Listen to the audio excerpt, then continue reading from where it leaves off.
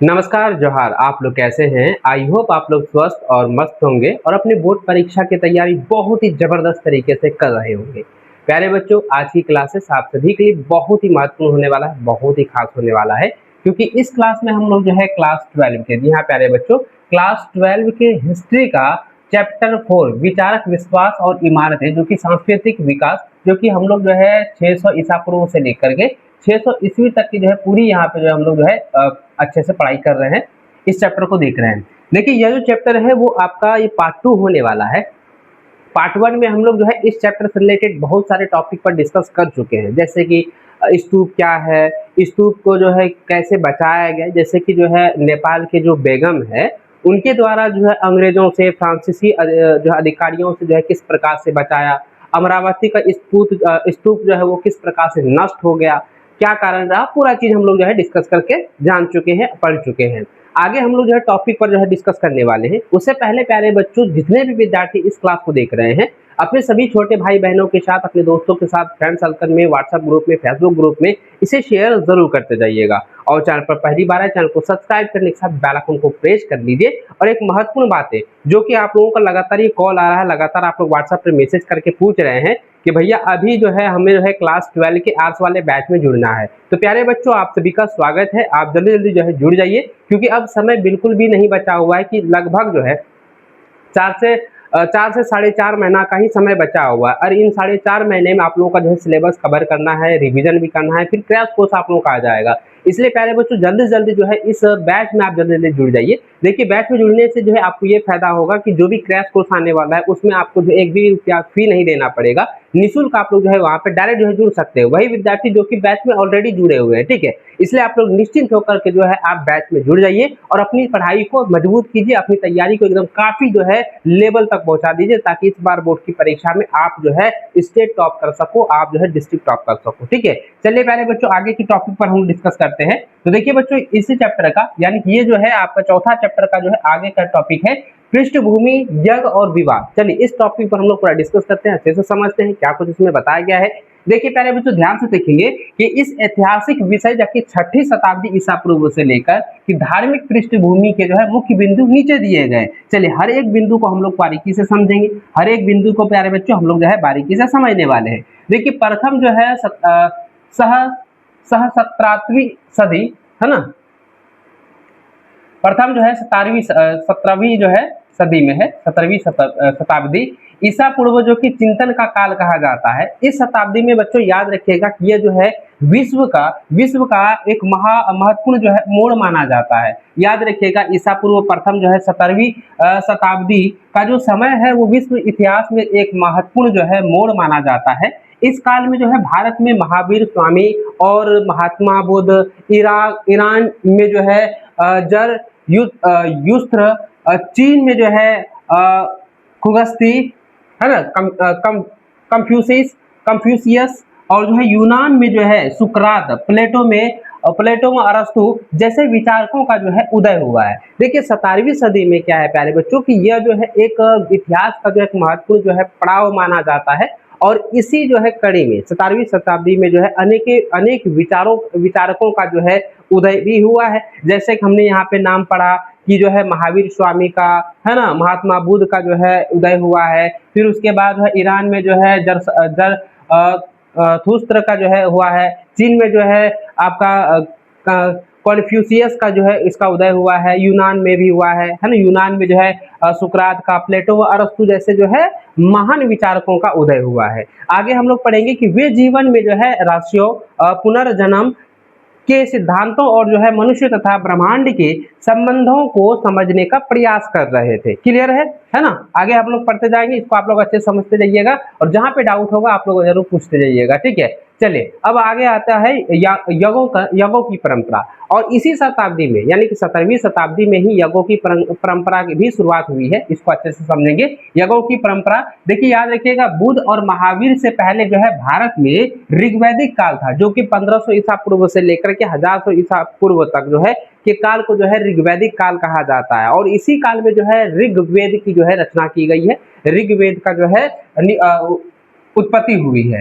देखिए याद रखिएगा, भारत में ऋग्वैदिक काल से ही जो है यज्ञों की एक लंबी जो है परंपरा चली आ रही थी। शुरुआती यज्ञ यानी कि सामूहिक, जो कि शुरुआत में यज्ञ सामूहिक रूप से जो है पूरे कबीले के द्वारा करवाया जाता था, यज्ञ जो है संपन्न किया जाता था। लोग जो है मवेशी, गाय, बैल, बेटे, अच्छे स्वास्थ्य और लंबी आयु के लिए जो है देवताओं यानी कि अग्नि देवता, इंद्रदेव या सोमदेव को जो है इसकी स्तुति करते थे, यानी कि इसकी जो है बलि चढ़ाते थे, है ना, आहुति देते थे। बाद में जो है ये यज्ञ, है ना, बाद के जो यज्ञ है वो जटिल होने लगा, खर्चीले होने लगा। धीरे धीरे जो है जैसे जैसे बढ़ने लगा कि ये जो यज्ञ है वो खर्चीला होने लगा। पहले का यज्ञ जो होता था उसमें जो है बलि चढ़ाया जाता था जानवरों का, अपने जो है जो मतलब जिसको हम खास मानते हैं, जैसे कि बेटा हो गया, सब जिससे प्रेम ज्यादा करते हैं, जिससे ज्यादा जो है लगाव होता है, जिससे ज्यादा प्रेम होता है, उसका बलि चढ़ाया जाता था पहले के यज्ञ में। लेकिन धीरे धीरे जब बदलने लगा, जब समय की स्थिति को जो है परखने लगा, लोग जो है जागरूक होने लगे, उसके बाद धीरे धीरे जो ना यज्ञ जो है वो क्या होता है, मतलब खर्चीला होने लगा, है ना, और जो है ये काफी महंगा भी होने लगा। तो उसके बाद जो हम लोग उसके बारे में भी समझ लेते हैं कि उत्तर वैदिक काल में, जो कि जो ऋग वैदिक काल है उसके बाद आता है उत्तर वैदिक काल, और इसी उत्तर वैदिक काल में जो है तीनों वेद का जो है रचना की गई है। जो ऋग्वेद काल है ना, ऋग्वैदिक काल में जो है ऋग्वेद की रचना की गई, और बाकी जो 3 वेद है वो जो है ये उत्तर वैदिक काल में जो उसकी रचना की गई है। देखिए उत्तर वैदिक काल जो है हजार ईसा पूर्व से लेकर के 600 ईसा पूर्व तक के बीच के काल को कहा गया है। याद रखिएगा कि ये जो है उत्तर वैदिक काल के तक आते आते जो है यज्ञ जो है बहुत ही अधिक जो है जटिल हो गया, और जो है यह राजसी हो गए थे, यानी कि राजाओं के द्वारा ये संपन्न किया जाने लगा। उसके बाद जो है राजसूय और जो है अश्वमेध जैसे जो है बड़े यज्ञ राजाओं और मुख्य जो है सरदारों के द्वारा जो है किए जाने लगा, यानी कि ये जो है खर्चीला होने लगा। तो यहाँ पे जो है आम जनता जो उसे अफोर्ड नहीं कर पा रहा था, तो यहाँ पे राजा के द्वारा जो है इसे जो है चलाया जाने लगा, यज्ञ जो है करने लगा। ठीक है, इसके बाद जो है इसके लिए जो है उन्होंने ब्राह्मण पुरोहित पर जो है निर्भर रहना जो है पड़ता था, जिससे जो है ब्राह्मणों का जो है सब समाज में जो है वर्चस्व बढ़ गया, यानी कि उसका जो है मान सम्मान बढ़ गया, है ना। उसके बाद आता है नए विवाद और जो है उपनिषदों के प्रश्न। देखिए अब समझिए कि यज्ञों की इस बढ़ती जटिलता और जो है पशु बलि के कारण, जो कि पशु जो है का बलि दिया जाता था, उसके कारण जो है समाज में जो है गंभीर रूप से, है ना, गंभीर जो है रूप से जो है विवाद होने लगा, वाद विवाद होने लगा, है ना, असंतोष जो है पैदा हुआ, है ना। उसके बाद जो है उपनिषदों यानी कि वैदिक दर्शन के अंतिम भाग में जो है लोगों ने जो है जीवन और जो है मृत्यु से जुड़े तीखे जो है प्रश्न पूछने शुरू कर दी, है ना। जन्म क्यों हो रहा है, मृत्यु क्यों होना है, अब यज्ञ करके ही ठीक हो जाएगा क्या? अगर कोई बीमार है कहेगा नहीं यज्ञ करो तो जो है बीमारी ठीक हो जाएगा। अब सवाल जो है लोगों के मन में आने लगा, तो सवाल जो है पूछने लगा कि क्या मृत्यु के बाद भी जीवन है, क्या मृत्यु के बाद भी जीवित रहता है, उसका जीवन है, ये पूछने लगा। पुनर्जन्म का जो है कारण क्या हमारे पूर्व जो है कर्म है, यानी ये कह रहा है कि क्या पुनर्जन्म का कारण हो सकता है, क्या हमारे जो जन्म है, हमारा जो जन्म है, क्या ये जो है पूर्व में हम किए गए कर्म के आधार पर है, ये सवाल होने लगा। उसके बाद जो है सवाल होने लगा कि क्या यज्ञ करने से सच में जो है मोक्ष मिल सकता है, मुक्ति मिल सकता है। उसके बाद जो है आता है कुट कुट गारसालाएं और जो है वाद विवाद, यानी कि इस काल में जो है बौद्ध और जैन ग्रंथों में 64 विभिन्न जो है वैचारिक संप्रदायों या जो है मतों का जो है उल्लेख मिलता है। तो कौन कौन सा ये भी हम लोग देख लेते हैं, है ना। याद रखिएगा पहला है प्यारे बच्चे, इसको समझिए कि है ना कुटागार साला क्या है, इसको समझिए पहले। कुटागार साला क्या है, याद रखिएगा। कुटागार साला का मतलब होता है, इसका शाब्दिक अर्थ होता है नुकीली छत वाली झोपड़ी। ये ऐसे जो है उपवन या स्थान होते थे जहां घूमते हुए मनीषी यानी कि मनीषी दार्शनिक और जो है भिक्षुक ठहरते थे, यानी कि मनीषी का मतलब हो गया ऋषि मुनि, है ना, कह सकते हैं कि ऋषि मुनि दार्शनिक और जो है भिक्षुक जो है वो जो है ठहरते थे, यानी कि जो है विराम करते थे, आपस में जो है चर्चा करते थे, वाद विवाद की पद्धति। यदि एक दार्शनिक अपनी जो है प्रतिद्वंदित को अपनी चर्चा में हरा देता था, तो हारने वाला जो है दार्शनिक अपने सभी जो है शिष्यों के साथ जो है विजेता का जो है अनुयायी बन जाता था। महावीर और बुद्ध ने जो है इन्हीं चर्चाओं के माध्यम से वेदों के प्रभुत्व पर सवाल उठाए और अपने मतों का जो है प्रचार किया। अपने मतों का क्या किया? प्रचार करने लगा। ठीक है, चलिए आगे यहाँ पे समझ गए, इस टॉपिक को समझ गए। चलिए अब इसी से रिलेटेड जो है ना कुछ सवाल है, इसको भी आप लोग अच्छे से समझिएगा। सवाल कह रहा है कि प्रथम जो है 17वीं ईसा पूर्व है ना को विश्व इतिहास में जो है एक महत्वपूर्ण जो है मोड़ क्यों माना जाता है। जैसे कि हमने कहा कि इस काल में जो है वैश्विक स्तर पर जो है इसे जो है एक मोड़ जो है माना जाता है, एक पड़ाव माना जाता है, जिसमें कई सारे जो है वेदों का जो उच्चारण होता है, वो जो है मतलब कई सारे जो है विचारकों का उदय होता है। जैसे कि आप समझ लीजिए कि भारत में बुद्ध, महावीर, ईरान में जो है थुस्त्र, और चीन में जो है कन्फ्यूशियस, और जो है यूनान में जो है सुकरात जैसे, और प्लेटो, अरस्तु जैसे जो है विचारकों का उदय होता है। और इन्हीं विचारकों ने जो है जीवन के रहस्यों और मानव ब्रह्मांड के संबंध में जो है समझने का प्रयास किया है। इसलिए जो है प्रथम 17वीं ईसा पूर्व को विश्व का एक जो है महत्वपूर्ण जो है पड़ाव माना जाता है, एक महत्वपूर्ण मोड़ माना जाता है। क्लियर है, एकदम क्लियर होना चाहिए। चलिए आगे बढ़ते हैं। आगे देख लीजिए, अगला सवाल कह रहा है कि ऋग्वैदिक काल में लोग जो है किन देवताओं की स्तुति करते थे और जो है यज्ञों का मुख्य उद्देश्य क्या था। देखिए याद रखेंगे कि लोग मुख्य रूप से जो है अग्नि, इंद्र और सोम जैसे देवताओं की स्तुति करते थे, यानी पूजा करते थे। इन यज्ञों का मुख्य उद्देश्य था कि मवेशी यानी गाय, बैल, बेटे अच्छा स्वास्थ्य और लंबी आयु प्राप्त करना था। ठीक है, क्लियर है। चलिए आगे देखिए, अगला जो सवाल इसी टॉपिक से रिलेटेड अगला सवाल है। कहता है कि कुटागा है ना, कुटागारशाला का शाब्दिक अर्थ क्या है और यह जो है किस काम आती है। देखिए कुटागारशाला का शाब्दिक अर्थ होता है कि जो है त्रिकोण आकार का किले वाला, मतलब जो है कैसा नुकीले वाला झोपड़ी, नुकीले आकार का झोपड़ी। तो चलिए उसको भी हम लोग समझते हैं। और यह जो है किस काम का आता है, किस काम में आता है, चलिए उसको भी समझिए, है ना। इसको भी आप लोग याद कर लीजिएगा। याद रखिएगा बच्चों, याद रखिएगा, कुटागारशाला का शाब्दिक अर्थ होता है नुकीली छत वाली झोपड़ी।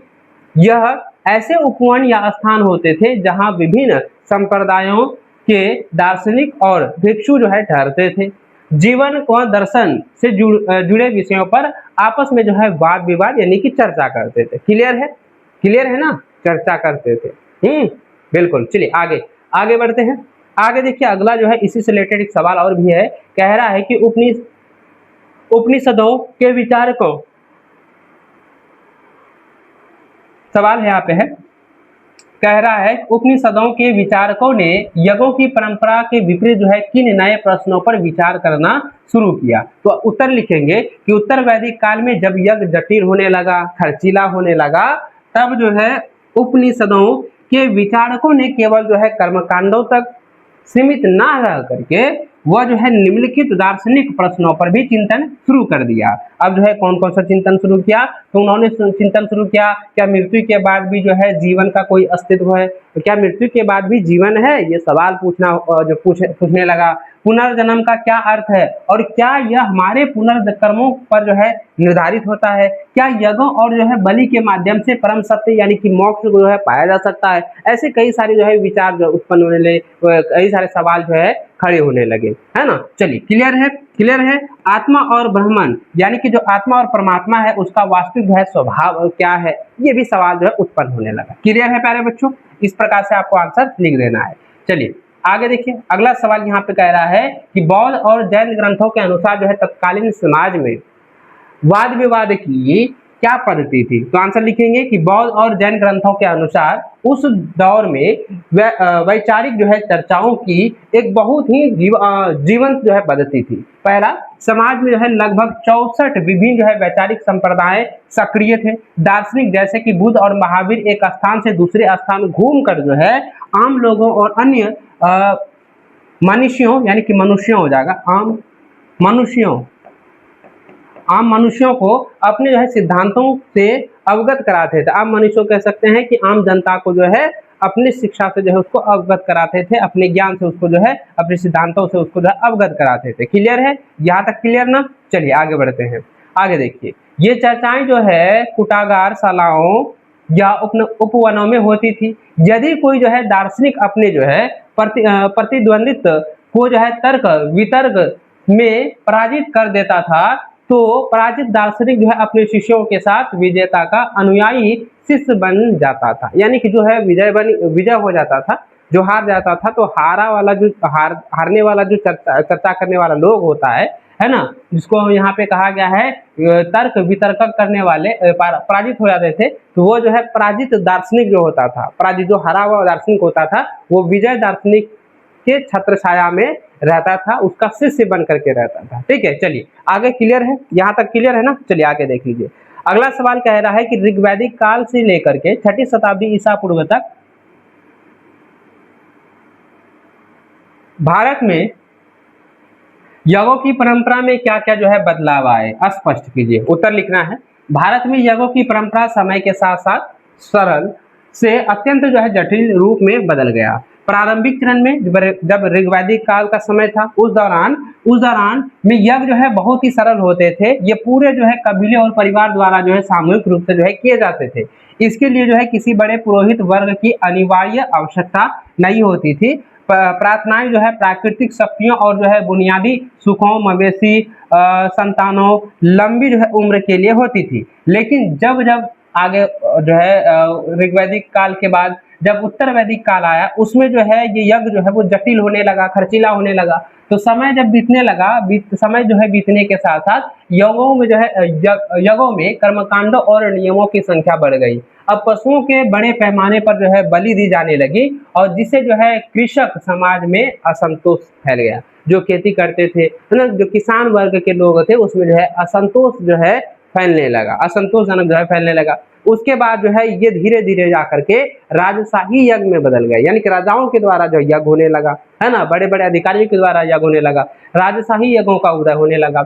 अब जो है यज्ञ केवल जो है पारिवारिक ना होकर के राजनैतिक शक्ति के प्रदर्शन का जरिया बन गए। राजाओं और मुख्य जो है सरदारों द्वारा राजसूय यानी कि राज्याभिषेक के समय और जो है अश्वमेध यानी कि साम्राज्य विस्तार के लिए जैसे अत्यंत जो है खर्चीले और भव्य यज्ञ का आयोजन किए जाने लगे। उसके बाद आता है ब्राह्मणों का जो है वर्चस्व। इस जटिल जो है यज्ञों को कठिन से संपन्न कराने के लिए जो है समाज जो है ब्राह्मण पुरोहित पर जो है पूरी तरह से जो है निर्भर हो गया, है ना, पूरी तरह से जो है वह निर्भर होने लगा। और इसके परिणाम स्वरूप जो है समाज में वर्ण व्यवस्था और जो है कठोर हो गई, जिसके कारण से जो है अंततः बौद्ध और जैन जैसे नए जो है धर्मों की उदय की पृष्ठभूमि तैयार की। इस प्रकार से जो है इसका जो है जैन और बौद्ध धर्म का जो है उदय भी होना शुरू हो गया। ठीक है, चलिए अब आगे समझते हैं कि बौद्ध ग्रंथ किस प्रकार तैयार और संरक्षित किए जाते थे। तो इसका देखिए, इस प्रकार से आप समझिए कि बौद्ध यानी प्राचीन काल में जो बौद्ध ग्रंथ तैयार करने और उन्हें जो है आने वाली पीढ़ियों के लिए सुरक्षित रखने के लिए एक बहुत ही व्यवस्थित जो है प्रक्रिया थी, जो निम्नलिखित जो है चरणों में पूरी होती है। तो अलग अलग चरण को हम लोग जो है समझेंगे अच्छे से।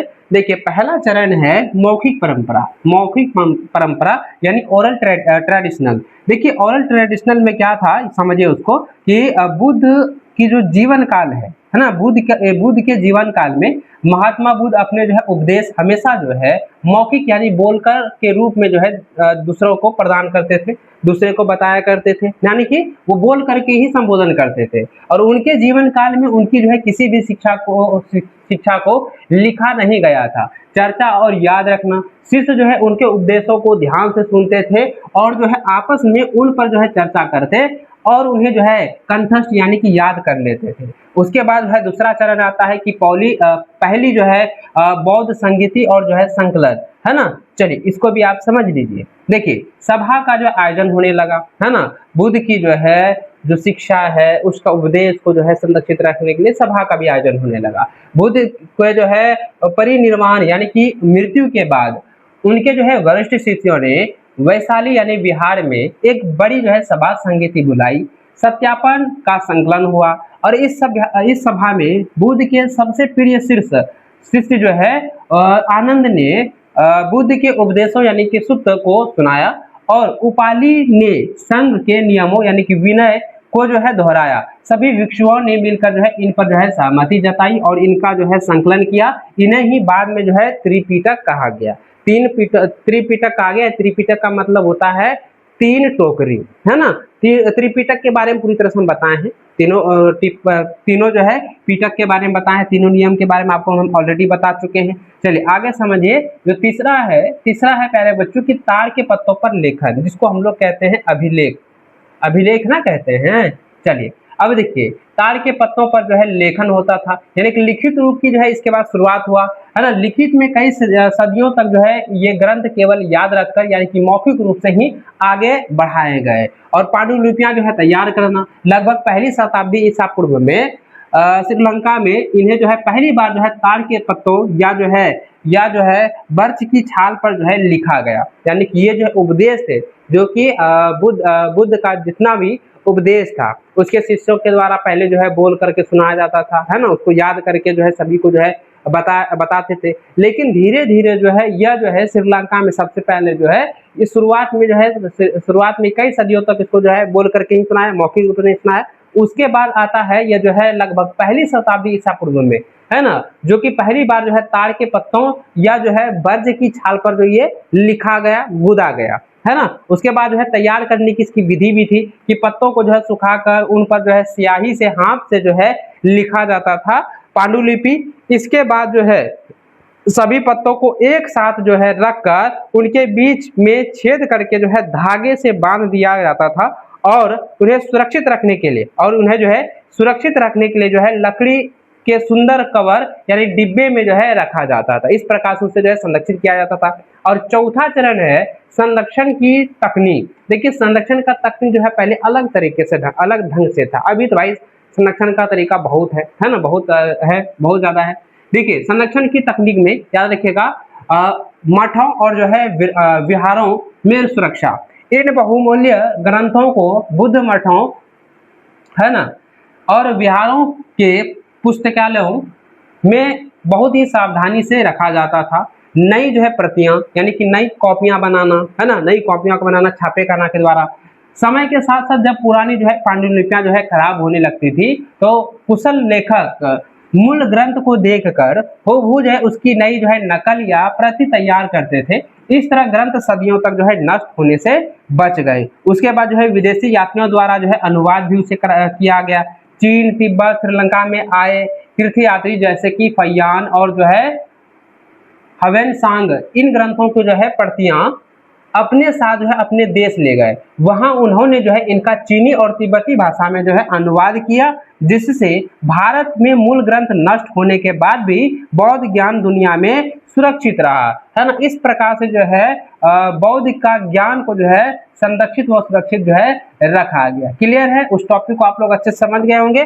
चलिए अब आगे बढ़ते हैं और आगे का जो टॉपिक है वो है नियतिवादी और जो है भौतिकवादी। नियतिवादी क्या है और भौतिकवादी क्या है, पहले इसको समझिए। देखिए नियतिवादी यानी कि इसको हम लोग कहते हैं आजीवक संप्रदाय। देखिए मुख्य उपदेश इसका है, ये जो नियतिवादी है इसका जो है मुख्य उपदेशक है वो कौन है, वो है मखली गोसाल। मखली गोसाल जो है इसका मुख्य उपदेशक है।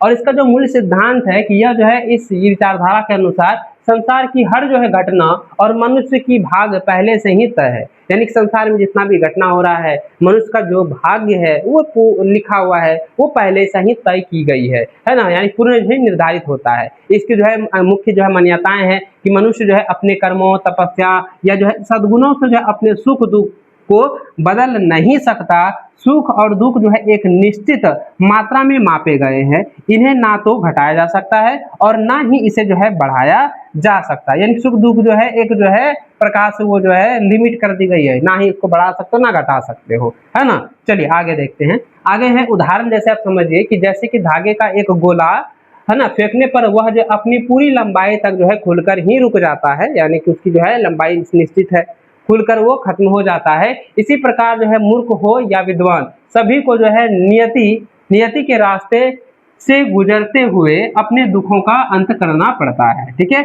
चलिए आगे समझते हैं भौतिकीवादी के बारे में।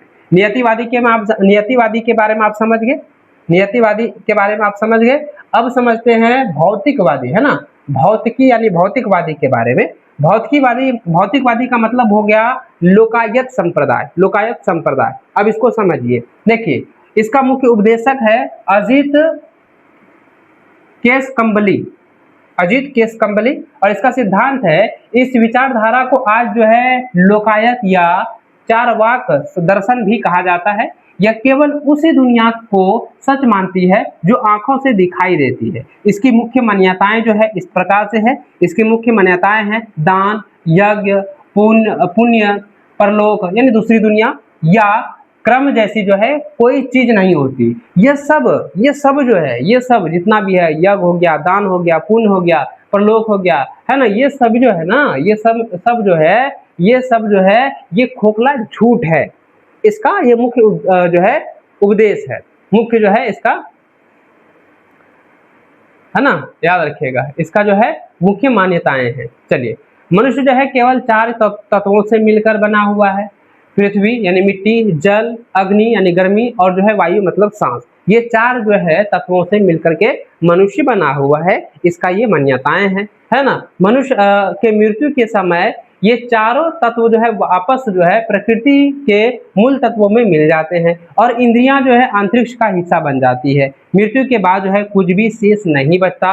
मूर्ख और जो है विद्वान दोनों ही मर कर जो है पूरी तरह से नष्ट हो जाते हैं। ये चीज जो है नियतिवादी के उपरांत ये बताया गया है, इसकी मुख्य मान्यताएं हैं। क्लियर है प्यारे बच्चों नियतिवादी के बारे में, है ना। नियतिवादी के बारे में आप अच्छे से समझ गए होंगे, नियतिवादी के बारे में आप लोग अच्छे से समझ गए होंगे, और जो है प्यारे बच्चों भौतिकवादी के बारे में आप लोग अच्छे से समझ गए होंगे। क्लियर है ना। चलिए आगे बढ़ते हैं। आगे देखिए, इसी से रिलेटेड एक सवाल आ रहा है कि नियतिवादी से क्या तात्पर्य है और इसके प्रमुख जो है विचारक कौन थे। तो बच्चों याद रखिएगा, नियतिवादी का अर्थ है यह मानना है कि संसार के सब कुछ जो है पहले से ही निर्धारित है, पूर्व जो है निर्धारित है, पहले से तय की गई है। मनुष्य अपने जो है प्रयासों, तपस्या और कर्मों से ही अपने जो है सुख दुख को बदल सकता है, बढ़ा व घटा सकता है ना।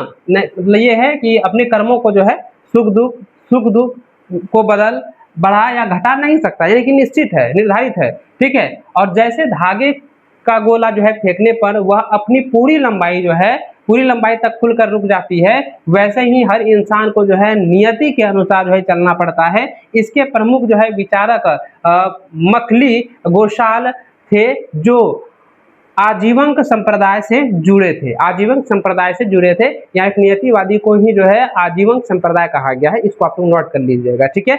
चलिए आगे बढ़ लेते हैं, आगे है भौतिकवादी या जो है लोकायत परंपरा की मुख्य विशेषताएं क्या है। देखिए, अभी जस्ट हम लोगों ने पढ़ा है कि भौतिकवादी परंपरा यानी कि जो है ये जो है लोकायत जो परंपरा है, जिसके विचारक जो है अजित केशकंबली थे, इसके अनुसार जो है दान, यज्ञ, परलोक, दूसरी दुनिया या पुनर्जन्म जैसी चीजों की कोई जो है अस्तित्व नहीं है, पूरी तरह से खोखला झूठ है, ये बताया गया है। मनुष्य जो है केवल 4 तत्वों से बने हुए हैं। कौन कौन सा? पृथ्वी, जल, अग्नि और वायु से मिलकर बना हुआ है। मृत्यु के बाद जो है सब कुछ जो है समाप्त हो जाता है, खत्म हो जाता है, और विद्वान जो है दोनों, विद्वान हो या मूर्ख हो, दोनों जो है नष्ट हो जाते हैं, और मृत्यु के बाद कुछ भी जो है शेष नहीं बचता। इस प्रकार से जो है नियतिवादी का उपदेश भी है, इसका जो है मान्यताएं हैं, है ना। क्लियर है। चलिए आगे, अगला जो सवाल इसी से रिलेटेड है प्यारे बच्चों, दिया गया है कि इतिहासकारों को जो है आजीवक और जो है लोकायत परंपराओं के बारे में जानने में क्या कठिनाई आती है। तो आंसर आपको इस प्रकार से याद रखना है कि इन दार्शनिक परंपराओं के अपने जो है मूल ग्रंथ समय के साथ जो है पूरी तरह नष्ट हो गए हैं। इसलिए इतिहासकारों को इसके सिद्धांतों को जो है जानने के लिए अन्य धर्मों जैसे कि बौद्ध और जैन ग्रंथों के विवरणों पर निर्भर रहना पड़ता है, जहां अक्सर जो है इनकी जो है आलोचना की गई है, इसकी आलोचना की गई है। क्लियर है। चलिए आगे जो है आपका नेक्स्ट टॉपिक आता है ना, लौकिक सुखों के आगे महावीर का संदेश। चलिए इसको भी हम लोग अच्छे से समझते हैं। देखिए,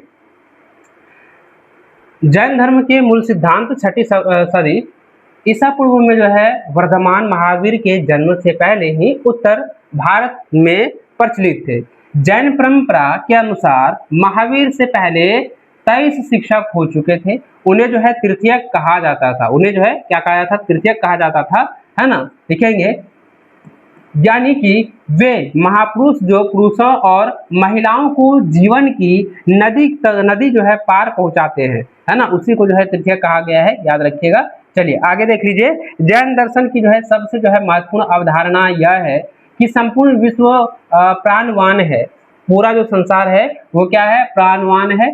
यह माना जाता है कि पत्थर, चट्टान, जल में भी जीवन होता है। जीवों के प्रति जो है अहिंसा, खास करके इंसानों, जानवरों, पेड़ पौधों और कीड़े मकोड़ों को ना मारना जैसे जो है जैन दर्शन का एक केंद्र बिंदु है ना। वस्तुतः जो है जैन अहिंसा के सिद्धांत ने संपूर्ण जो है भारतीय चिंतन परंपरा को प्रभावित किया है। देखिए हमने पहले भी बताया है कि जैन का अहिंसा के सिद्धांत यह कहता है कि जितने भी वस्तुएं हैं सभी में जीव है, जितने भी सजीव है उस सब में जो है जीवन है और उसे ना ही नष्ट करना चाहिए, ना ही मारना चाहिए, उसे जो है कष्ट नहीं पहुंचाना चाहिए, है ना। ये चीजें जो है इसके सिद्धांत में बतलाया गया जो कि ऑलरेडी हम लोग पढ़ चुके हैं। जैन मान्यता के अनुसार जो है जन्म और पुनर्जन्म का चक्र जो है कर्म के द्वारा जो है निर्धारित होता है। कर्म के चक्र से मुक्ति के लिए त्याग और तपस्या की जरूरत होती है ना, जरूरत होती है। ये संसार के त्याग से ही जो है संभव हो पाता है। इसलिए मुक्ति के लिए जो है विहारों में निवास करना एक जो है अनिवार्य नियम बन गया है। जैन साधु और साध्वी 5 व्रत करते थे, है ना, करते थे। हत्या ना करना, चोरी नहीं करना, झूठ ना बोलना, ब्रह्मचर्य और जो है धन संग्रह ना करना। इस प्रकार से जो है 5 जो है व्रत को जो है वो अपने नियम के अनुसार जो है पालन करते थे। ठीक है, चलिए इसको समझ गए। अभी इसी से रिलेटेड एक सवाल आ रहा है कि जैन परंपरा में तीर्थयाग का क्या अर्थ है। महावीर स्वामी से पहले जो है कितने तीर्थयाग हो चुके थे? भाई हम लोग पढ़ चुके हैं कि ये जो है टोटल जो है 23 जो है तीर्थयाग हो चुके थे। महावीर स्वामी के महावीर स्वामी जैन से पहले जो है 23 गो शिक्षक तीर्थयाग हो चुके थे और ये जो है 24वां मतलब तीर्थयाग थे, है ना। चलिए देखेंगे कि जैन परंपरा के अनुसार तीर्थयाकर वे महापुरुष या शिक्षक होते हैं जो पुरुषों और महिलाओं को संसार रूपी जीवन, है ना, जो क्या है महिलाओं और पुरुषों को संसार रूपी जीवन की नदी जो है पार पहुंचाते हैं अर्थात मोक्ष का मार्ग दिखलाते हैं, है ना। वर्धमान महावीर से पहले जो है वो 23 जो है तीर्थयाग हो चुके थे और महावीर स्वामी जैन धर्म के जो है 24वें तथा अंतिम जो है तीर्थयाग थे। याद रखिएगा, इसको आप लोग नोट कर लीजिएगा, ऑब्जेक्टिव में पूछेगा, है ना। महावीर जैन से पहले कितने तीर्थयाग थे? तो भाई 23 तीर्थयाग थे, यानी 23 गो तीर्थयाग थे। इसको आप लोग नोट कर लीजिए, ऑब्जेक्टिव में सवाल एकदम 100% पूछेगा बच्चा, इसको तैयार रख लेना। ठीक है, चलिए अब इसी से आगे जो है प्रश्न दिया गया है। जैन दर्शन काल का सबसे जो है मुख्य केंद्र बिंदु यानी कि कोर सिद्धांत क्या है? इसके अनुसार जो है किस किस में जो है जीवन होता है। तो भाई साहब अभी हमने जस्ट पढ़ा है, चलिए आगे हम लोग देख लेते हैं इसका आंसर। जैन दर्शन का सबसे मुख्य केंद्र बिंदु अहिंसा का सिद्धांत है जिसने संपूर्ण भारतीय चिंतन परंपरा को जो है प्रभावित किया है। इसके अनुसार जो है संपूर्ण विश्व प्राणवान है, यहाँ तक कि निर्जीव समझे जाने वाले पत्थर, चट्टान और जल में भी जीवन यानी आत्मा जो है मौजूद है। इसलिए किसी को भी चोट नहीं पहुंचानी चाहिए, ये इसका सिद्धांत कहता है। क्लियर है? चलिए आगे प्रश्न देखिए। आगे प्रश्न कह रहा है कि जैन धर्म के अनुसार मनुष्य कर्म के चक्र से मुक्ति कैसे पा सकता है? इसके लिए क्या अनिवार्य जो है नियम बनाया गया है? तो आंसर लिखेंगे, जैन मान्यता के अनुसार मनुष्य का जन्म और जो है पुनर्जन्म उसके जो है कर्मों से तय होता है। कर्म के इस चक्र से मुक्ति पाने के लिए जो है सांसारिक सुखों का त्याग और कठिन जो है तपस्या आवश्यक है। इसके लिए जो है सांसारिक जीवन को छोड़कर जो है विहारों यानी कि मठों में निवास करना एक अनिवार्य जो है नियम बना दिया गया ताकि साधु साध्वी जो है पवित्र जीवन जी सके। ये क्लियर है प्यारे बच्चों? यहाँ तक क्लियर ना? एकदम फटाफट से आप लोग फटाफट से कमेंट करते जाइएगा। साथ ही प्यारे बच्चों आप नीचे कमेंट करके जरूर बताइए कि आप झारखंड के किस जिला से हमें देख रहे हैं। क्लियर है? चलिए आगे देखिए। सवाल क्या है कि जैन साधु और जो है साध्वियों के लिए जो अनिवार्य 5 व्रत कौन कौन से? भाई अभी हमने जस्ट बताया कि उसके लिए जो है 5 जो है व्रत थे। अहिंसा, किसी भी जीव की हत्या ना करना, है ना। अस्तेय यानी कि चोरी ना करना, सत्य यानी झूठ ना बोलना, ब्रह्मचर्य यानी इंद्रियों पर जो है नियंत्रण रखना और पवित्र जीवन जीना, और जो है अपरिग्रह यानी कि धन या संपत्ति का जो है संग्रह यानी इकट्ठा ना करना। ये चीजें जो है साधु और साध्वी के लिए जो है अनिवार्य 5 व्रत है। ठीक है, चलिए क्लियर। चलिए अब आगे जान लेते हैं कि जैन धर्म का विस्तार कैसे हुआ। इसको आप लोग अच्छे से समझेंगे, चरण वाइज हम लोग जो है इसको हम लोग समझेंगे, पॉइंट बाय पॉइंट हम लोग इसको अच्छे से विस्तार पूर्वक समझने वाले हैं। ठीक है, चलिए यहाँ पे सवाल क्या है, इसको समझते हैं कि जैन धर्म का जो विस्तार जो है वो कैसे हुआ। जैन धर्म का प्यारे बच्चों विस्तार जो है कैसे होता है, चलिए उसको समझते हैं। देखिए प्राचीन काल में भारत के विभिन्न हिस्सों में जैन धर्म के फैलने और जो है इसके विस्तार के मुख्य जो है बिंदु निम्नलिखित है, जो परीक्षा के लिए भी काफी अत्यंत है महत्वपूर्ण है ना। धीरे धीरे पूरे भारत में प्रसार कैसे हुआ। देखिए शुरुआत में जैन धर्म का जो है मुख्य केंद्र जो है उत्तर भारत, विशेषकर जो है मगध और जो है अंग जो है साम्राज्य था, है ना, अन्य साम्राज्य था। देखिए समय के साथ साथ ये धीरे धीरे भारत के अन्य हिस्सों में भी फैला, जैसे कि पश्चिम भारत, गुजरात, राजस्थान और दक्षिण भारत, कर्नाटक और तमिलनाडु, ये जो है पूरी तरह से विस्तार होने लगा। राजाओं और जो है शासकों का संरक्षण हुआ, है ना, रॉयल जो है ना शासकों का संरक्षण होने लगा। जैसे कि जैन धर्म के विस्तार में कई जो है महान राजाओं ने भी महत्वपूर्ण भूमिकाएं निभाई है। जो जैन धर्म है इसका जब विस्तार होने लगा तो कई सारे ऐसे शासक आए जिन्होंने ये इसका काफी जो है फैलाव के लिए, जैन धर्म का फैलाव में जो है काफी योगदान रहा, उसका महत्वपूर्ण योगदान रहा। देखिए चंद्रगुप्त मौर्य जो कि सबसे पहला जो है मौर्य वंश का एक जो है पूरा जो है स्ट्रांग जो है यानी शक्तिशाली जो है शासक माना जाता है। देखिए मौर्य वंश के संस्थापक चंद्रगुप्त मौर्य ने अपने जीवन के अंतिम वर्षों में जैन धर्म को अपना लिया था। वे जैन मुनि भद्रबाहु के साथ जो है दक्षिण भारत के, है ना, श्रवण बेलगोला यानी कर्नाटक चले गए, जो बाद में जो है जैन धर्म का एक बहुत बड़ा जो है केंद्र बन गया, है ना। उसके बाद शासक आता है कलिंग राजा खारवेल। ये जो है ईसा पूर्व पहली शताब्दी में ओडिशा के यानी कलिंग राजा खारवेल ने जैन धर्म को भारी संरक्षण दिया, है ना, भारी संरक्षण दिया और भिक्षुओं के रहने के लिए उदयगिरी की पहाड़ियों में जो है गुफा बनवाई। उसके बाद शासक आता है चालुक्य और जो है राष्ट्रकूट राजा, जो कि दक्षिण भारत के इन राजवंशों ने भी जैन मंदिरों और विद्वानों को भरपूर जो है आर्थिक सहायता दी, है ना। ये इन्होंने जो है मंदिर भी जो है बनवाया, है ना। चलिए उसके बाद है जैन धर्म का दो संप्रदायों में विभाजन हुआ। जैन धर्म का जो है दो संप्रदायों के बीच जो है विभाजन होना शुरू हो गया। देखिए अब समझिए, मगध में पड़े एक भीषण अकाल के लगभग तीसरी शताब्दी ईसा पूर्व के कारण जो है जैन धर्म दो मुख्य शाखाओं में बट गया, जिसके विस्तार का जो है तरीका भी बदला।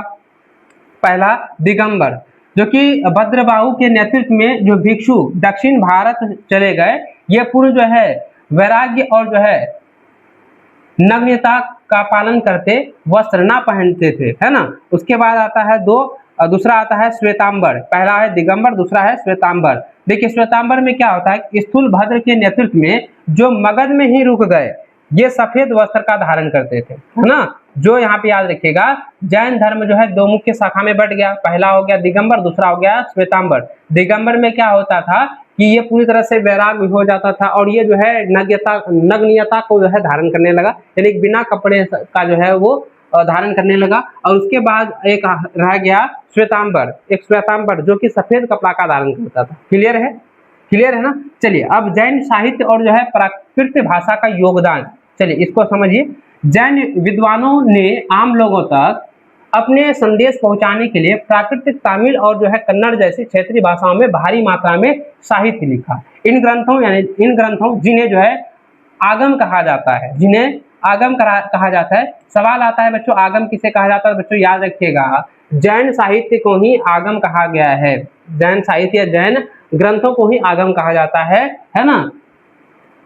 कहा जाता है कि वह वजह से जो है दक्षिण और पश्चिम भारत के आम लोगों में यह जो धर्म बहुत तेजी से लोकप्रिय हुआ। क्लियर। चलिए आगे देख लीजिए, आगे देखिए बुद्ध और ज्ञान की खोज के बारे में। देखिए सिद्धार्थ का प्राथमिक जीवन। देखिए बुद्ध जो है उसका बचपन का नाम सिद्धार्थ है ना। महात्मा बुद्ध का बचपन का नाम क्या है? सिद्धार्थ है। चलिए उसको समझते हैं। चलिए महात्मा बुद्ध के बचपन का नाम सिद्धार्थ था। वे नेपाल के तराई में स्थित जो है शाक्य कबीले के राजा शुद्धोधन, है ना, शुद्धोधन के पुत्र थे। यानी कि ये जो है महात्मा बुद्ध जो है वो किसके पुत्र थे? ये जो है शुद्धोधन के पुत्र थे। और उनके पिता ने उन्हें जो है सांसारिक दुखों से दूर रखने के लिए महल की सुख सुविधाओं के बीच जो है बड़ा किया, जहां दुख का नामो निशान नहीं था। उसके बाद जो है वैराग्य के 4 दृश्य हुए, है ना। 19 वर्ष की आयु में जब सिद्धार्थ जो है यानी कि जो है महात्मा बुद्ध जो है 29 वर्ष के हुए, तो वही 29 वर्ष की आयु में जब सिद्धार्थ जो है पहली बार अपने सारथी यानी कि रास्ते चलाने वाले के साथ जो है महल से बाहर शहर घूमने चले, है ना, शहर घूमने निकले, तो उन्होंने जो है 4 दृश्यों को देखा जिन्होंने उनका जो है पूरा जीवन ही बदल दिया। 4 दृश्य कौन कौन सा है वो भी हम समझ लेते हैं। देखिए 4 दृश्य में पहला आता है कि एक बूढ़ा व्यक्ति जिससे उन्हें पता चलता है कि शरीर हमेशा युवा नहीं रहता। एक बीमार व्यक्ति से उसका भेंट हुआ जिससे उन्हें जो है समझ आया कि यह शरीर दुखों और जो है बीमारियों का घर है, घिरा हुआ है। और तीसरा है कि एक मृत व्यक्ति यानी लाश को देखा जिससे जो है उन्हें बोध हुआ कि मृत्यु ही जो है इस जीवन का अंतिम और जो है कुट सत्य है, यानी कि ये परम सत्य है कि कोई जो व्यक्ति जन्म लिया है तो उसका मृत्यु जो है तय है ना। उसका चौथा इसका है कि एक सन्यासी जो इन सब दुखों से दूर शांत और जो है प्रसन्न चित्त जो है मुद्रा में बैठा हुआ था। उस इन चारों दृश्यों को देख करके जो है सिद्धार्थ का जीवन यानी कि महात्मा बुद्ध का जीवन पूरी तरह से जो है वो पलट जाता है, और वह जो है गृह त्याग करता है, यानी कि घर को जो है वो त्याग देता है, महल को इतने सुख सुविधा को जो है त्याग देता है। आप ही लोग बताओ, अगर इतना सुख सुविधा रहेगा तो आज के समय में क्या आप घर त्याग करोगे? हम तो रहता नहीं त्याग करते, हम तो त्याग नहीं करते, बोलते ना सुख सुविधा रहने तो काहे तक जाएंगे मरने के लिए ना। चले अब देखो गृह त्याग, तो इन दृश्यों को देख करके सिद्धार्थ का जो है मन संसार से जो है उचट गया, यानी कि संसार से मन जो है उबने लगा। उन्होंने जो है महसूस किया कि मनुष्य के शरीर का अंत जो है निश्चित है। एक रात वे अपनी जो है पत्नी यशोधरा और जो है पुत्र राहुल को सोता हुआ छोड़कर ज्ञान की प्राप्ति के लिए, है ना, ज्ञान की जो है खोज में महल से निकल गए। और इस घटना को जो है बौद्ध धर्म में जो है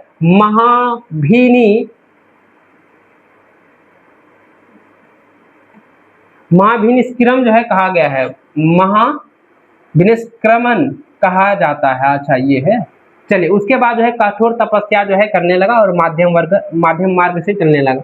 देखिए ये जो है गौतम बुद्ध यानी कि जो है महात्मा बुद्ध जो है सिद्धार्थ ज्ञान की खोज में भटकते हुए उन्होंने जो है शुरुआत में कई जो है गुरुओं से शिक्षा ली और शरीर को जो है अत्यधिक कष्ट देने यानी कि घोर उपवास का रास्ता अपनाया, जिससे वे मरते मरते बचे। उन्होंने जो है महसूस किया कि शरीर को भूखा रखकर ज्ञान नहीं पाया जा सकता है, इसलिए उन्होंने जो है इस अतिवादी मार्ग को छोड़ करके माध्यम वर्ग जो है यानी मिडिल पैथ को जो है अपनाया। अब मिडिल पथ क्या है उसको याद रखिए, इसको समझिएगा। ज्ञान की प्राप्ति के लिए अंततः जो है बिहार के गया में जो है निर्जना नदी के तट पर एक जो है पीपल के वृक्ष के नीचे 49 दिनों की जो है कठिन समाधि यानी ध्यान के बाद उन्हें ब्रह्म ज्ञान की प्राप्ति हुई। ज्ञान प्राप्ति के बाद वे बुद्ध, जिसका अर्थ है जागृत या ज्ञानी व्यक्ति कहलाए, और वह पीपल के पेड़ यानी कि बोध वृक्ष के नाम से जो है प्रसिद्ध हुआ। यानी कहाँ पर? गया में जो निर्जना नदी है उसके निकट एक पीपल का पेड़ है,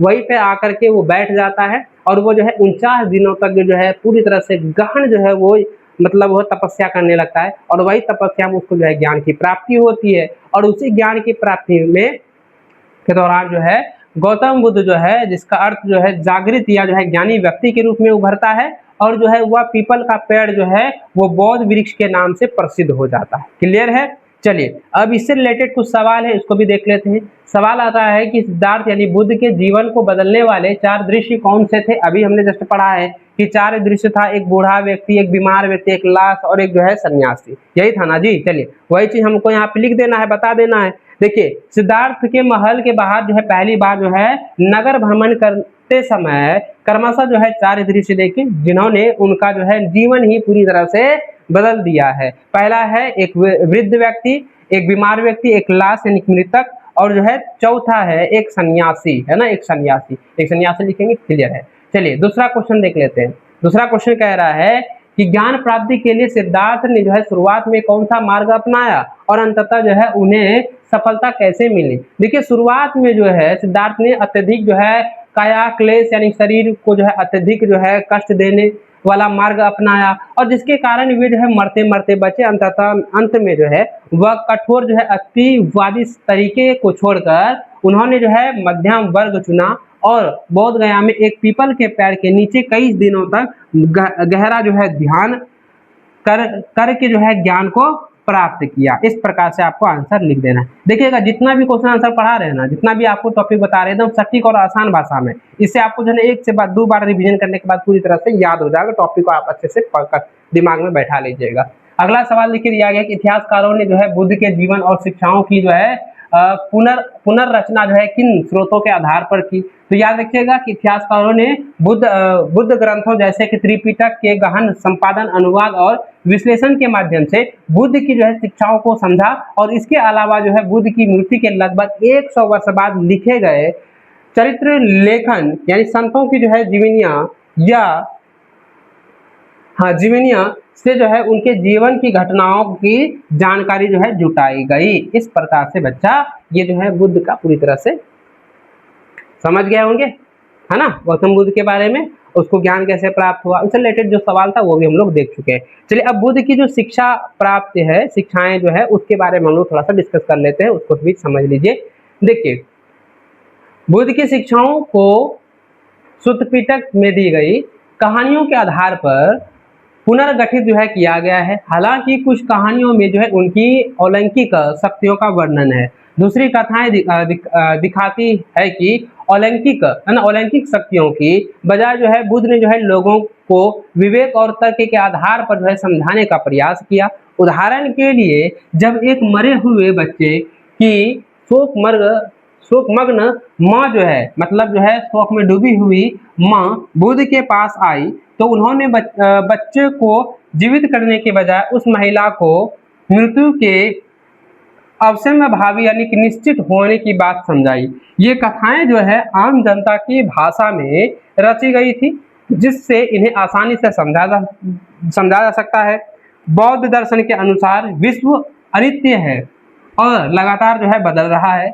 यह जो है आत्मा विहीन है क्योंकि यहाँ कुछ भी अस्थायी या शाश्वत नहीं है।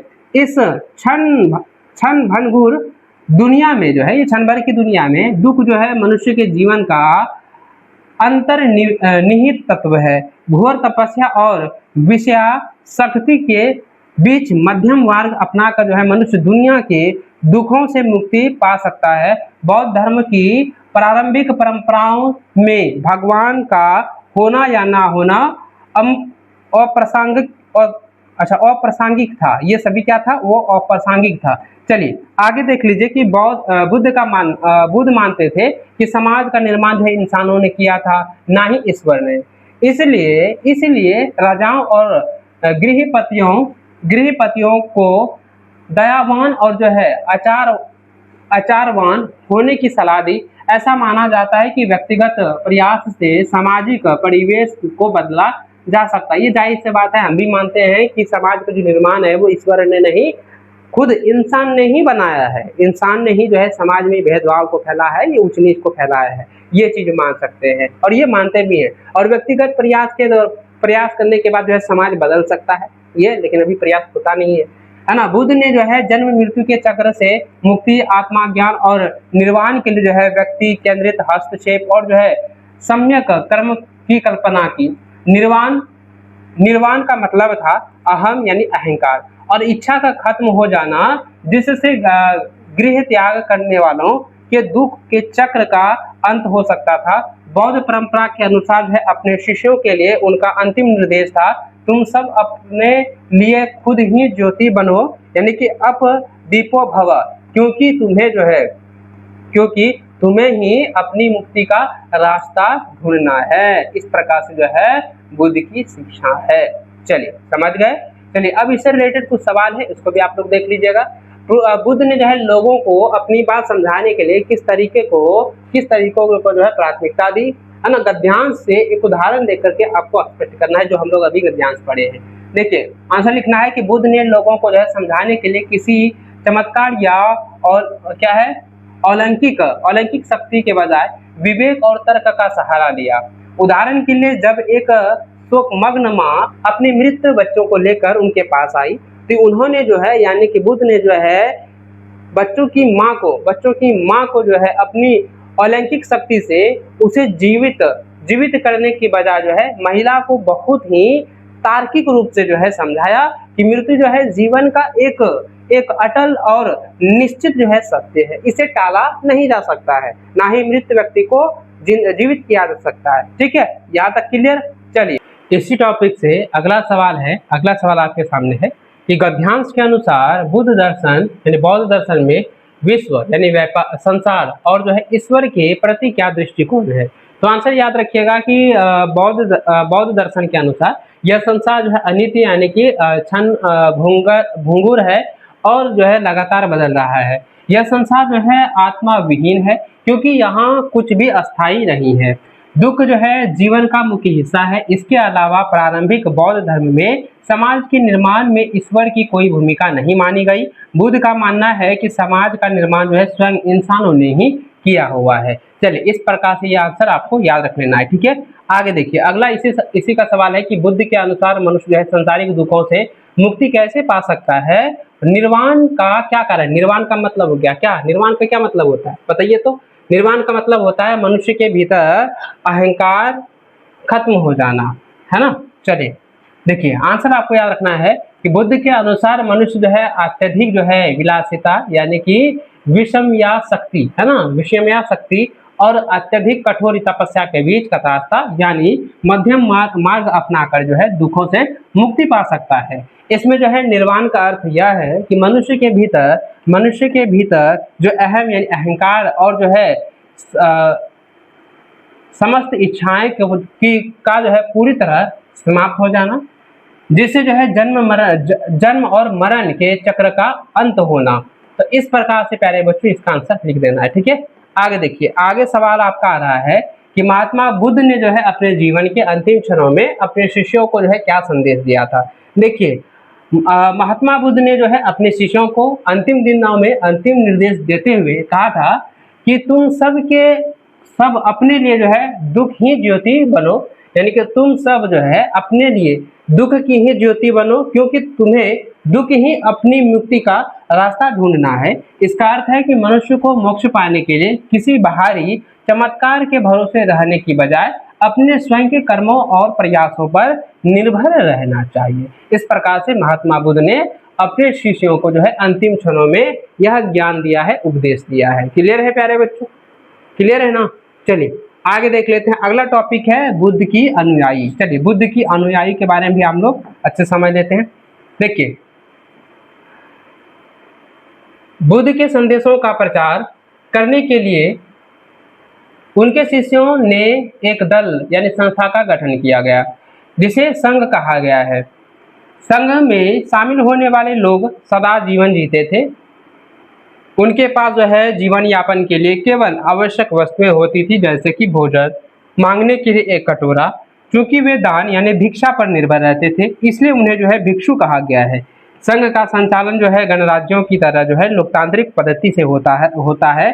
किसी भी नियम या निर्णय पर बातचीत के जरिए सहमति बनाई जाती थी और मतभेद होने पर मतदान जो है कराया जाता था। याद रखिए प्यारे बच्चों, याद रखिएगा बुद्ध की अनुयायी में बुद्ध का जो संदेश का प्रचार करने के लिए उनके शिष्य ने जो है एक दल बनाया जिसे संघ कहा गया है ना। और याद रखिएगा जितने भी संघ में जितने भी शामिल सदस्य होते थे वे सभी जो है क्या होते थे, वे सभी जो है सादा जीवन जीते थे और उनके पास जो है सिर्फ जीवन यापन करने के लिए आवश्यक वस्तुएं होती थी जैसे कि भीख मांगने के लिए कटोरा, है ना, भिक्षा मांगने के लिए कटोरा, जिसको जो है उन्हें भिक्षु भी कहा गया, जिसे भिक्षु भी कहा गया। ठीक है, इसको आप लोग अच्छे से याद रखिएगा। ठीक है, चलिए आगे देख लेते हैं। आगे देखिए कि शुरुआत में जो है बौद्ध संघ में केवल जो है पुरुषों का ही प्रवेश था, लेकिन महिलाओं का भी आना जो है वर्जित था, है ना। लेकिन वहाँ पे जो है महिलाओं का शुरुआत में बौद्ध संघ में जो है केवल पुरुष ही प्रवेश की अनुमति थी, है ना। महिलाएं जो है पूरी तरह से वर्जित था, लेकिन बाद में महिलाओं को भी अनुमति दी गई। बुद्ध के सबसे जो है प्रिय शीर्ष आनंद ने बुद्ध को महिलाओं को भी संघ में शामिल करने के लिए जो है मनाया। बुद्ध की सौतेली माँ जिन्होंने उन्हें जो है पाला पोसा था, है ना, महाप्रजापति गौतमी बुद्ध बौद्ध संघ में शामिल होने वाली सबसे पहले जो है महिला बनी, जो कि भिक्षुणी बनी।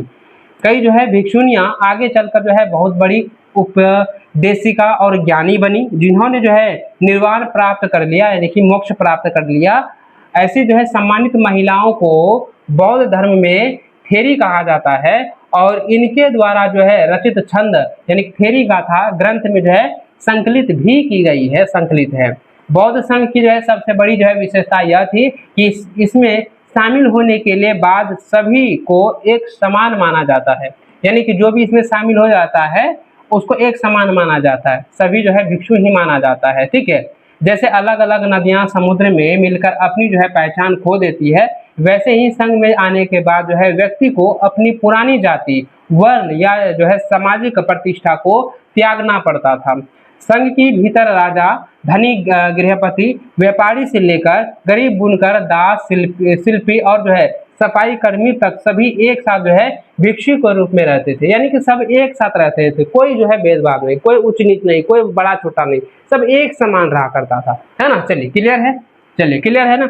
चलिए आगे देखिए, संघ के बाहर की अनुयायी, है ना, संघ के बाहर की क्या अनुयायी रही है, क्या नियम रहा। देखिए, जो लोग अपना घर बार छोड़ करके संघ में शामिल नहीं हो सकते थे, वे गृहस्थ जीवन जीते हुए भी बुद्ध के विचारों का पालन करते थे। ऐसे उपासकों के मगध के राजा बिंबिसार, अजातशत्रु और बाद में जो है सम्राट अशोक जैसे महान शासक भी शामिल थे, जिन्होंने बौद्ध धर्म के विस्तार में बहुत बड़ी जो है भूमिका निभाई। चलिए अब समझते हैं बच्चों स्तूप के बारे में। वैसे स्तूप के बारे में ऑलरेडी बता चुके हैं, एक बार फिर से रिवीजन कर लीजिए, इसको अच्छे से पढ़ लीजिएगा। देखिए, ऐसी कई अन्य जगहें थी जिन्हें पवित्र माना जाता था और इन जगहों पर बुद्ध से जुड़े कुछ अवशेष जैसे उनकी अस्थियां या उनके द्वारा प्रयुक्त सामान जो है गाड़ दिए जाते थे और इन टीलों को ही स्तूप कहा जाता था, इन टीलों को ही स्तूप कहते थे। क्लियर है, क्लियर है, बिल्कुल। चलिए अब समझते हैं स्तूप का अर्थ और जो है पवित्रता। देखिए, स्तूप का अर्थ होता है एक टीला होता है, याद रखिएगा। स्तूप का क्या अर्थ होता है, स्तूप का अर्थ होता है एक टीला, है ना। बौद्ध धर्म में स्तूपों का निर्माण महात्मा बुद्ध या उनके प्रमुख जो है शिष्यों के पवित्र अवशेषों जैसे कि उनकी अस्थियां, दांत या उनके द्वारा उपयोग की जाने वाली वस्तुएं को सुरक्षित रखने के लिए किया जाता था और इन अवशेषों को जो है एक छोटे डिब्बे में रखकर जो है जमीन के नीचे दबा दिया जाता था और ऊपर से मिट्टी या पत्थरों का अर्धगोलाकार टीला बना दिया जाता था। समय के साथ जो है इस पूरे ढांचे को ही बुद्ध और जो है बौद्ध धर्म का प्रतीक जो है मानकर पूजा जाने लगा। जैसे कि आप यहाँ पर देख पा रहे हो, यहाँ पे आप पिक्चर देखो, है ना, ये जो पिक्चर आप देख रहे हो ये एक स्तूप है, ये क्या है, स्तूप है जो कि गोलाकार यहाँ पे है ना, इस तरह से गोलाकार बनाया गया है और इसके नीचे जो है बौद्ध धर्म को अपनाने वाले या बौद्ध धर्म यानी बुद्ध का जितना भी शिष्य है ना उसका सब है, यानी कि उसका शरीर है, उसका हड्डी सब है, अवशेष यहाँ पे जो है रखा गया है।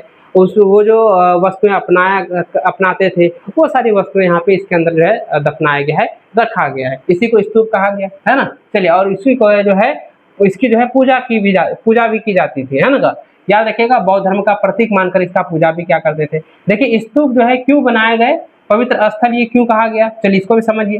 देखिए, बुद्ध ने जन्म से पहले भी लोग जो है कुछ विशेष स्थानों को पवित्र मानते थे, जहाँ जो है सुंदर वृक्ष या अनूठी जो है चट्टानें होती थी, जिन्हें चैत्य कहा जाता था, जिन्हें क्या कहा जाता था, चैत्य कहा जाता था। बौद्ध ग्रंथ अशोक वदान, है ना, अशोक वदान के अनुसार मौर्य सम्राट अशोक ने बुद्ध के अवशेष के हिस्से प्रत्येक महत्वपूर्ण शहर में बांट दिए और उनके ऊपर जो है स्तूप बनाने का आदेश दिया। इसके बाद ही सांची, सारनाथ और भरहुत जैसे प्रसिद्ध जो है स्तूप जो है अस्तित्व में आए। अब देखिए, स्तूप का वास्तुकला, स्तूप की वास्तुकला यानी स्ट्रक्चर ऑफ ए स्तूप, स्तूप का जो वास्तुकला है, स्तूप का जो स्ट्रक्चर है उसको समझते हैं। चलिए देखिए, एक स्तूप की बनावट के मुख्य जो है इससे निम्नलिखित होते हैं, जैसे कि होता है, हमने पहले ही बताया था बच्चा, अंड होता है, हर्मिका होता है, यष्टि होता है, वेदिका होता है, उसके बाद जो तोरण द्वार होता है। चलिए उसको भी हम लोग पूरा डिफाइन करते हैं, अच्छे समझते हैं।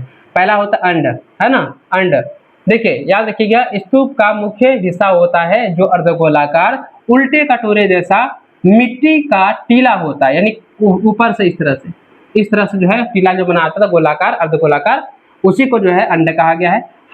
हर्मिका, अंड के बिल्कुल ऊपर एक चौड़े छज्जे जैसा ढांचा होता है जिसे देवताओं का घर माना जाता है। जैसे इस प्रकार से जो है, इस प्रकार से पहले बच्चों ये जो है गोलाकार होता था, है ना। इस प्रकार से जो है ये चौड़ा जो है एकदम बनाया था, जिसको जो क्या कहा गया, देवताओं का घर माना जाता है ना। इसी को जो है क्या कहा गया, इसी को जो है हर्मिका कहा गया। क्लियर है। ये क्या हो गया, इसको कहा गया है अंड, ये ऊपर वाला भाग है अंड कहा गया है, और इस वाले भाग को कहा गया है हर्मिका, है ना, हर्मिका कहा गया है। और उसके ठीक नीचे यष्टि, यानी कि यष्टि और छत्र, यानी कि हर्मिका के बीच में से एक जो है सीधा खंबा, है ना, मस्तूल निकलता है, जिसे जो है यष्टि कहते हैं। और इसके ऊपर एक या एक से अधिक जो है छत्रियां, एक छत्र जो है लगी होती है, जो कि आप यहाँ पर पिक्चर में देखिए, आप यहाँ पे फिगर में देखिए, ये फिगर में देखिए, ये चीजें है ना लगी हुई है। इसी को जो है कहा गया है प्यारे बच्चों यष्टि, ठीक है, खंबा। उसके बाद वेदिका, रेलिंग। देखिए स्तूप के चारों ओर जो है पत्थर या जो है लकड़ी की एक घेराबंदी यानी बाड़ होती है, जो पवित्र स्तूप को बाहरी दुनिया से अलग करती है। उसके बाद है तोरण द्वार, यानी कि जो है यह परिसर में प्रवेश करने वाले द्वार होते हैं। याद रखिएगा, स्तूप परिसर में प्रवेश करने के लिए जो है चारों दिशाओं में विशाल और सुंदर जो है नकाशीदार प्रवेश द्वार होते हैं, जिन्हें जो है तोरण द्वार कहा जाता है। श्रद्धालु आमतौर पर जो है पूर्वी तोरण द्वार से प्रवेश करते हैं, यानी कि जो पूर्व की दिशा में जो है प्रवेश द्वार होता है, तोरण द्वार होता है, उसी से जो है प्रवेश करते हैं। क्लियर है। चलिए अब समझते हैं प्रदक्षिणा पथ के बारे में। चलिए इसको भी समझिए, उसके बाद है कुछ क्वेश्चन इसको समझते हैं। वेदिका यानी रेलिंग और मुख्य स्तूप के बीच की खाली जगह को प्रदक्षिणा पथ कहा जाता है। श्रद्धालु इसी रास्ते से घड़ी की सुई की दिशा में घूमकर स्तूप की परिक्रमा करते थे और अपनी जो है श्रद्धा प्रकट करते थे। चलिए अब इसी से एक प्रश्न आ रहा है कि स्तूप शब्द का शाब्दिक अर्थ क्या है और यह क्यों बनाए जाते थे। तो याद रखिएगा कि स्तूप शब्द का शाब्दिक अर्थ होता है टीला होता है। यह महात्मा बुद्ध या उसके प्रमुख शिष्यों के पवित्र अवशेषों जैसे अस्थियां, दांत या जो है प्रयुक्त वस्तुएं को सुरक्षित रखकर उन पर श्रद्धा प्रकट करने के लिए बनाए जाते थे। क्लियर है, एकदम क्लियर ना होना चाहिए, क्लियर फटाफट, डाउट नहीं रहना चाहिए। आगे देखिए, इसी का अगला सवाल आ रहा है कि स्तूप की संरचना में हर्मिका का क्या तात्पर्य है। तो याद रखेंगे कि हर्मिका जो स्तूप के अर्धगोलाकार हिस्से यानी अंड को ठीक ऊपर जो है बनी एक चौकोर छज्जे जैसी संरचना होती है। बौद्ध परंपरा में इसे जो है देवताओं का निवास स्थान, ये देवताओं का घर जो है माना जाता है। क्लियर है। चलिए आगे सवाल आ रहा है कि चैत्य और जो है स्तूप में क्या अंतर है। तो याद रखिएगा, चैत्य जो है मूल रूप से बौद्ध धर्म के प्रार्थना या पूजा स्थल को कहा जाता है, जहां भिक्षु जो है ध्यान लगाते थे। लेकिन स्तूप वे पवित्र टीले होते हैं जिनमें बुद्ध के अवशेष जो है दफनाए जाते थे, है ना। याद रखिएगा चैत्य और स्तूप में क्या अंतर है, ये पूछा जाएगा तो आप इस तरह से आंसर आप दे दीजिएगा। क्लियर है ना। इसका पीडीएफ हम शेयर करवा देंगे, टेंशन मत लेना। चलिए अब देखो अगला सवाल आ रहा है कि स्तूप की मुख्य जो है वस्तुकला यानी बनावट के प्रमुख अंगों की स्पष्ट कीजिए, जो कि हम लोग कर चुके हैं, है ना। फिर भी एक बार पढ़ लेते हैं, इसको अच्छे से याद कर लीजिए, रिवीजन कर लीजिए। देखिए एक पारंपरिक स्तूप की संरचना के मुख्य भाग निम्नलिखित है। पहला है अंड, यह जमीन पर जो है बना मिट्टी या पत्थरों का अर्धगोलाकार उल्टे कटोरे जैसा ढांचा होता है। उसके बाद आता है हर्मिका, जो कि अंड के ऊपर स्थित चौकोर बालकनी जैसा हिस्सा जो देवताओं का घर का प्रतीक है। यष्टि और छत्र, हर्मिका के बीच से ऊपर उठने वाला खंबा यष्टि कहलाता है, जिसके शीर्ष पर आदर का प्रतीक यानी छतरी लगा होता है। उसके बाद वेदिका यानी रेलिंग, स्तूप के चारों ओर को घेराबंदी जो इसे बाहरी दुनिया से अलग करती है, इसी को जो है वेदिका कहा गया है। और तोरण द्वार, जो कि चारों दिशाओं में बने भव्य और जो है अलंकृत प्रवेश द्वार, जहां से श्रद्धालु जो है प्रवेश करते हैं। तो ये हो गया आपका स्तूप की बनावट यानी स्तूप की संरचना के बारे में पूरा डिटेल में, है ना। चलिए इसको देख समझ में होंगे। चलिए आगे देखते हैं, अगला सवाल आ रहा है कि बौद्ध ग्रंथ यानी कि अशोकवादान के अनुसार भारत में स्तूप निर्माण की परंपरा कैसे तेज हुई। देखिए बौद्ध ग्रंथ यानी कि अशोकवादान के अनुसार यानी कि अशोक सम्राट के अनुसार, देखिए मौर्य सम्राट अशोक ने महात्मा बुद्ध के पवित्र अवशेषों के हिस्से को उपमहाद्वीप के प्रत्येक महत्वपूर्ण शहर में जो है वितरित यानी बांटने का आदेश दिया। अशोक ने इस सभी स्थानों पर अवशेषों के ऊपर जो है स्तूप बनाने का राज्य की जो है आदेश जारी किया और इसी कारण ईसा पूर्व के 3री सदी में सांची, सारनाथ, बरहूत और जो है तक्षशिला जैसे स्थानों पर बड़े पैमानों पर प्रसिद्ध जो है स्तूपों का निर्माण हुआ। इस प्रकार से जो है स्तूप का जो है विस्तार हुआ और जो है इसकी रचना की गई। चलिए अब थोड़ा समझ लेते हैं कि सांची का स्तूप क्यों सुरक्षित यानी बच गया, जबकि अमरावती का जो है स्तूप जो है नष्ट हो गया। दोनों की तुलना करते हुए मुख्य कारण भी स्पष्ट कीजिए। ये भाई साहब आपका जो है लॉन्ग क्वेश्चन है, ये आपका लॉन्ग क्वेश्चन है और इसी से रिलेटेड एक और सवाल था जो कि हम शुरुआत में ही पढ़ा चुके हैं, पहली क्लास में आप लोग नहीं देखे तो उसको देख लीजिएगा। ये सवाल दिया गया है कि स्तूप जो है वो सुरक्षित है लेकिन अमरावती क्यों नष्ट हो गया।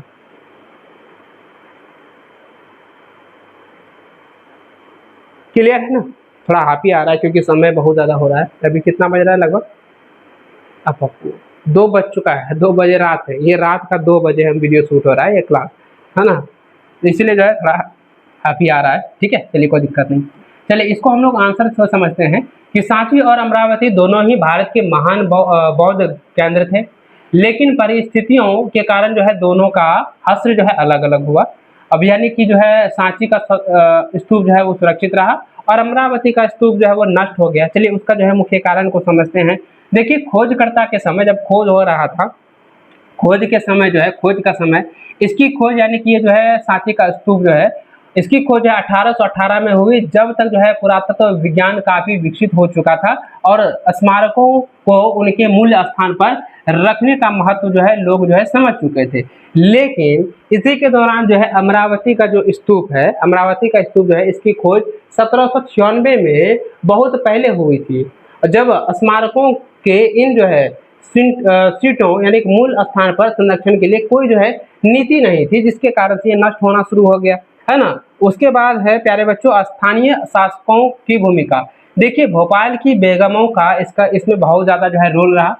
जैसे कि भोपाल की जो है बेगमों यानी शाहजहां बेगम और सुल्तान जहां बेगम ने इसके रखरखाव के लिए जो है भारी वित्तीय जो है अनुदान दिया, संग्रहालय और जो है अतिथिशाला बनवाई। लेकिन अमरावती की स्तूप में स्थानीय राजा ने इसके जो है पत्थरों का उपयोग अपना महल बनाने के लिए किया और इस ऐतिहासिक धरोहर को भारी नुकसान पहुंचा। उसके बाद जो है यूरोपीय अधिकारियों का भी इसमें रुक रहा। तो यूरोपीय अधिकारी जब आए और जो है जब बेगम से जो है इसका स्तूप को मांगा तो उन्होंने जो है चालाकी दिखाई। तो यहाँ पे याद रखिएगा सांची के स्तूप में लिखेंगे कि भोपाल की बेगमों ने चालाकी से जो है अंग्रेजों और फ्रांसीसियों को जो है असली तोरण द्वार ले जाने के बजाय प्लास्टर की हूबहू प्रतियां यानी कि कॉपी देकर जो है उसे संतुष्ट कर दिया। लेकिन अमरावती की स्तूप के समय जो है ब्रिटिश अधिकारियों जैसे कर्नल जो है मैगजीनी, बाल्टर, अलियट ने जो है इसके खूबसूरत जो है संगमरमर के टुकड़ों और मूर्तियों को उखाड़कर जो है मद्रास, लंदन और जो है कलकत्ता के संग्रहालय में भेज दिया। क्लियर है। चलिए आगे देखेंगे रेलवे ठेकेदारों की नजर इस पर रही। देखिए रेलवे ठेकेदार की नजर में जो है जो सांची का स्तूप है ना उसको भी सुरक्षित रखा गया। देखिए सांची का स्तूप जो है भाग्यशाली रहा कि यह किसी रेलवे ठेकेदार या भवन निर्माण की नजर से पूरी तरह से यह बचा रहा, लेकिन अमरावती के स्तूप के बचे खुचे हिस्सों को रेलवे ठेकेदारों ने गिट्टी और जो है पत्थर के रूप में इस्तेमाल करने के लिए जो है पूरी तरह से उसे तोड़ दिया। इस प्रकार से प्यारे बच्चों के सांची का स्तूप जो है वो सुरक्षित रहा, लेकिन अमरावती का जो स्तूप है पूरी तरह से नष्ट हो गया। अमरावती का स्तूप जो है वो पूरी तरह से नष्ट हो जाता है। क्लियर है, ये आपका अंतर भी हो गया और इसको आप लोग अच्छे से समझ गए होंगे। ठीक है, इसको आप लोग अच्छे से याद कर लीजिए, लॉन्ग क्वेश्चन में आएगा, ये आपका लॉन्ग क्वेश्चन में आने वाला सवाल है। चलिए, स्तूपों का निर्माण क्यों किया जाता था, इसको भी आप समझ लीजिए। स्तूपों का निर्माण क्यों किया जाता था? देखिए, पवित्र अवशेषों को सुरक्षित रखना। देखिए, स्तूपों का निर्माण जो है मुख्य रूप से महात्मा बुद्ध के जितने भी अवशेष है या उनके जो है प्रमुख शिष्यों के अवशेषों को सुरक्षित रखने के लिए किया जाता था।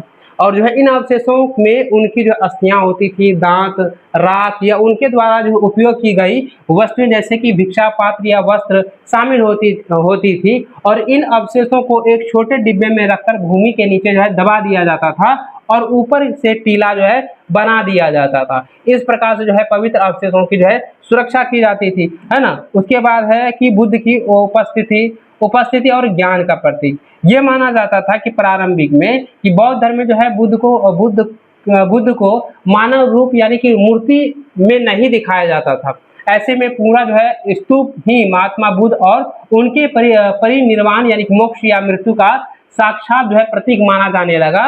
लोग जो है स्तूप को देखकर जो है बुद्ध की उपस्थिति का जो है अनुभव करते थे। उसके बाद पूजा और श्रद्धा प्रकट करने का केंद्र। देखिए, यहाँ पे स्तूप की जो है पूजा भी की जाती थी, है ना, श्रद्धा के लिए। देखिए, बौद्ध भिक्षुओं और भिक्षुणियों और आम जो है उपासकों के लिए जो है स्तूप श्रद्धा और आस्था के सबसे बड़े केंद्र थे। श्रद्धालु स्तूप की वेदिका यानी रेलिंग के भीतर बड़े प्रदक्षिणा पथ पर जो है घड़ी की सुई की दिशा में घूमकर यानी परिक्रमा करके बुद्ध के प्रति जो है अपना जो है सम्मान और भक्ति जो है प्रकट करते थे। क्लियर है। और चौथा है कि राज्य की आदेश और धर्म का प्रसार। देखिए, बौद्ध ग्रंथ जो है अशोक वदान के अनुसार मौर्य सम्राट अशोक ने जो है बुद्ध के अवशेषों के हिस्सों को उपमहाद्वीप के हर महत्वपूर्ण शहरों में बांटने का आदेश दिया और अशोक ने जो है इन सभी स्थानों पर अवशेषों के ऊपर स्तूप बनाने का राज्य की आदेश दिया ताकि बौद्ध धर्म के शांति और करुणा के संदेशों को पूरे साम्राज्य में फैलाया जा सके। और इसी कारण जो है सांची, भरहूत और जो है सारनाथ जैसे महान स्तूप जो है अस्तित्व में आए हैं। इस प्रकार से प्यारे बच्चों आपको आंसर याद रखना है, यानी हर एक टॉपिक को आप अच्छे से समझ रहे होंगे। चलिए आगे देखें। चलिए आगे जो है स्तूपों का निर्माण कैसे हुआ या स्तूपों कैसे बनाए गए, ये जो टॉपिक है वो आगे हम लोग नेक्स्ट क्लासेस में देखने वाले, क्योंकि थोड़ा काफी ज्यादा आ रहा है, नींद आ रहा है ना। तो प्यारे बच्चों आज की क्लासेस को यहीं पर हम लोग समाप्त करते हैं। जो भी विद्यार्थी इस क्लास को देख रहे हैं अपने सभी दोस्तों के साथ शेयर कर देना। आपने अभी तक लाइक नहीं किया, लाइक कर देना। चैनल पर पहली बार आए चैनल को सब्सक्राइब करने के साथ बेल आइकन को प्रेस कर लीजिएगा। मिलते हैं प्यारे बच्चों नेक्स्ट क्लास में, तब तक जय हिंद, वंदे मातरम।